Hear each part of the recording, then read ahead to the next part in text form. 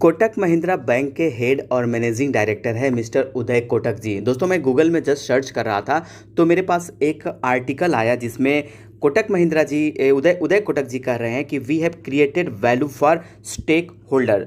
दोस्तों ये कह रहे हैं कि अगर किसी ने 10,000 रुपीज़ का इन्वेस्टमेंट किया होगा 1985 में, यानी कि आज से 28 साल पहले, तो वो 10,000 बढ़ करके आज 300 करोड़ हुआ है। दोस्तों 10,000 ही नहीं, मतलब अगर किसी ने 1,000 का भी इन्वेस्टमेंट किया होगा तो ये पैसा बढ़ करके 1 करोड़ के आसपास हुआ है। तो इसमें कोई डाउट नहीं है दोस्तों कि लॉन्ग रन में यहाँ पर वेल्थ क्रिएट करके दिया है कोटक महिंद्रा बैंक के शेयर ने। प्रेजेंटली अगर हम देखें तो कोटक महिंद्रा का करेंट शेयर प्राइस 1,870 चल रहा है। 77,000% से रिटर्न सिर्फ 22 से 23 सालों के अंदर में हमें यहाँ पर देखने को मिली है। देखिए दोस्तों सबसे बड़ी बात क्या है ना, आप यहाँ पर देखिए 2001 में 2 रुपया 40 पैसा ये शेयर हुआ करता था और ये प्राइस आपको स्प्लिट से पहले का है, बोनस से पहले का है। प्राइस एडजस्ट होने के बाद आज 1,871 पे ये स्टॉक ट्रेड होता हुआ हमें यहाँ पर दिख रहा है। दोस्तों सबसे बड़ी बात क्या है ना कि देखिए हम ज़्यादातर जो रिटेल इन्वेस्टर होते हैं हमें 300 करोड़ रुपया तो ये ज़रूर दिखता है कि 300 करोड़ कितना बड़ा इन्वेस्टमेंट होगा, लेकिन क्या आप सोच रहे हैं कि 1985 मतलब कि आज से 28 साल पहले 10,000 रुपया का भी एक वैल्यू हुआ करता होगा। 10,000 दोस्तों बहुत बड़ा रकम होता है। मतलब आज अगर मैं जस्ट कैलकुलेट करूं तो आज के हिसाब से उसकी वैल्यू कम से कम 2 या 3-4 लाख से भी ज़्यादा होगा। क्या आज के डेट में आप किसी स्टॉक में 2 या 3 लाख रुपया इन्वेस्ट करके क्या आप मतलब 25-30 साल तक इन्वेस्ट करके होल्ड कर सकते हैं? दोस्तों देखिए पैसे बनते हैं और बनते हुए हमें दिख भी रहे हैं, लेकिन प्रैक्टिकल जो चीज़ों के ऊपर बात करें ना वो बहुत इंपॉर्टेंट होती है। कितने लोग ऐसे होंगे दोस्तों जो 1985 से कोटक महिंद्रा बैंक के शेयर को होल्ड करके बैठे होंगे? इवन दोस्तों जो उदय कोटक जी होंगे उनको भी शायद इतना कन्विक्शन नहीं होगा कि इनका शेयर प्राइस कंपनी का आगे जा करके इतना बड़ा रिटर्न दे पाएगा। तो दोस्तों देखिए इन्फ्लेशन, मैं जस्ट यहाँ पर जानकारी के लिए आपको नॉलेज के लिए बता रहा हूँ कि अगर हम यहाँ पर देखें तो पिछले कुछ सालों के अंदर में जो एवरेज इन्फ्लेशन है मतलब 60-70 सालों से है दोस्तों, हमारे 1960 से 2021 देखें तो एवरेज इन्फ्लेशन रहा है 7.5 ईयर, यानी कि हर साल जो हमारा पैसा है उसकी वैल्यू 7 से 7.5% डिक्रीज हो रही है। बहुत सारे लोग फिक्स डिपॉजिट करके खुश रहते हैं कि चलो एफडी में हमारा पैसा सेफ है, लेकिन एक्चुअल में दोस्तों अगर आप लॉन्ग रन की बात करें ना तो वो पैसा आपके फिक्स डिपॉजिट में भी ज़्यादा सेफ नहीं है, क्योंकि आपको 7-7.5% या 6% जो रिटर्न मिलता है उसको तो इन्फ्लेशन खा रहा है। अगर हम 10 साल 20 साल के पास बाद वो पैसे 10 साल पे 8 साल पे डबल भी होते हैं तो हमें वो रिटर्न नहीं देखने को मिलता है। तो ये रीजन है जिसके चलते दोस्तों हमें अल्टरनेटिव सोर्स ऑफ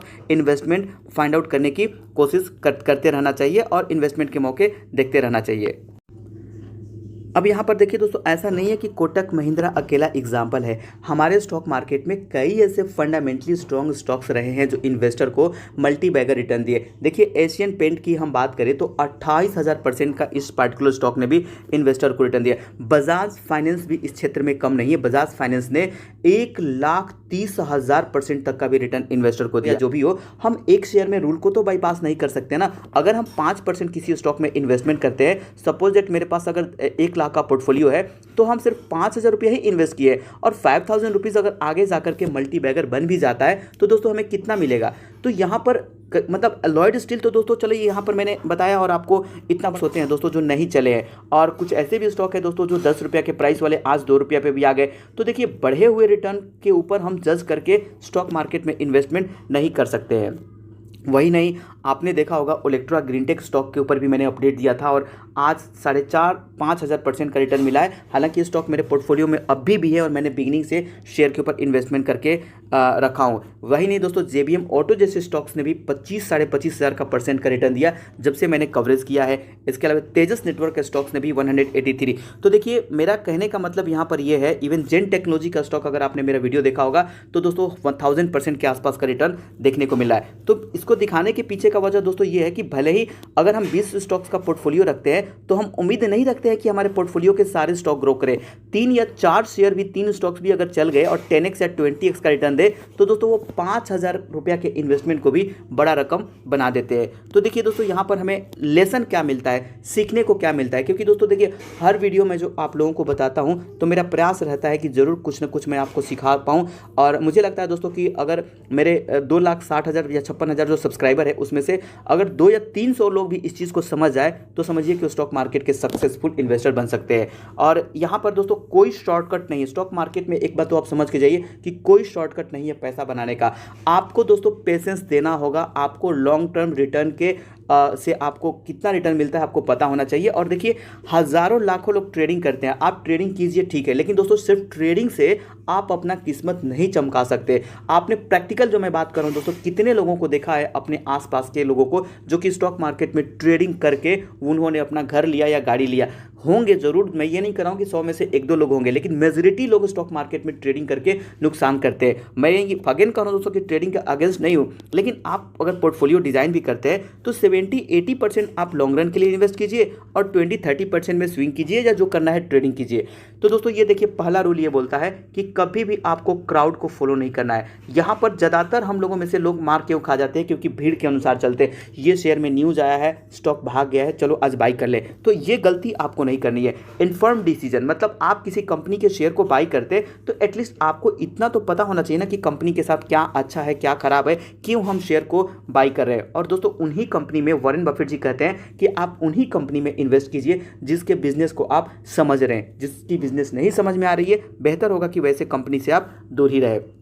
वही नहीं दोस्तों, एक और बड़ी चीज़ मैं आपको बता दूं कि ज़्यादातर लोग जो क्या करते हैं दोस्तों, मतलब मार्केट को टाइमिंग करते हैं। तो कभी भी आपको बाजार को टाइमिंग नहीं करना है दोस्तों। स्टॉक मार्केट कभी गलत नहीं होता है, गलत होते हैं हम लोग। शेयर ऊपर चला गया तो हम बोलते हैं यार मार्केट को नीचे आना था, गिर जाता है तो बाजार क्यों गिरा। दोस्तों ये वाई वाली रीजन से ज़्यादा इंपॉर्टेंट है कि ये वाई वाली रीजन हम स्टॉक के अंदर में लगाएं, उसके फंडामेंटल को समझने में लगाएं, उसके बिजनेस को समझने में लगाएं तो हमें ज़्यादा अच्छा लगा, ना कि हम उसके प्राइस के ऊपर हम करें कि क्यों प्राइस गिर गया क्यों बढ़ गया। तो कभी भी मार्केट को टाइमिंग मत कीजिए और बेहतर होगा कि अगर शेयर महंगा लगे तो आप सिस्टमैटिक तरीके से इन्वेस्ट करें। और मोस्ट इंपॉर्टेंट कभी भी दोस्तों स्टॉक मार्केट हो या लाइफ में, मैं तो कहता हूं शेयर मार्केट ही क्यों, जिंदगी में भी डिसिप्लिन का बहुत इंपॉर्टेंट है। कभी भी आप डिसिप्लिन को ब्रेक कीजिएगा आपको दोस्तों उसका बुरा अंजाम। तो डिसिप्लिन चाहे लाइफ में कोई भी पार्ट हो चाहे स्टॉक मार्केट हो आपको करना ही होगा। और कभी भी दोस्तों अपने इमोशन को स्टॉक में आप हावी मत होने दीजिए। ज़्यादातर लोग लॉस इसलिए करते हैं क्योंकि इमोशन वो हावी हो जाते हैं। तो डाइवर्सिफाई करके चलिए अपने पोर्टफोलियो को। ये कुछ बेसिक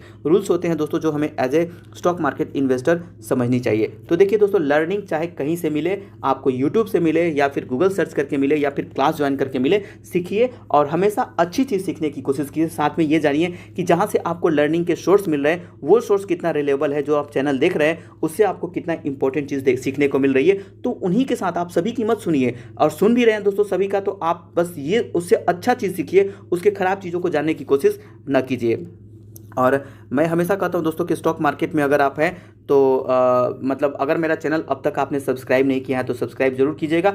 सब्सक्राइब करते समय बेल आइकन जरूर हिट कीजिए। आप लोग वीडियो को लाइक भी करते हैं, कमेंट्स भी करते हैं, लेकिन आप लोग शेयर करना भूल जाते हैं। तो दोस्तों अपने फ्रेंड्स को जरूर शेयर कीजिए ताकि ज़्यादा से ज़्यादा लोग इस वीडियो को देख करके जो है जागरूक हो और वीडियो से जानकारी ले।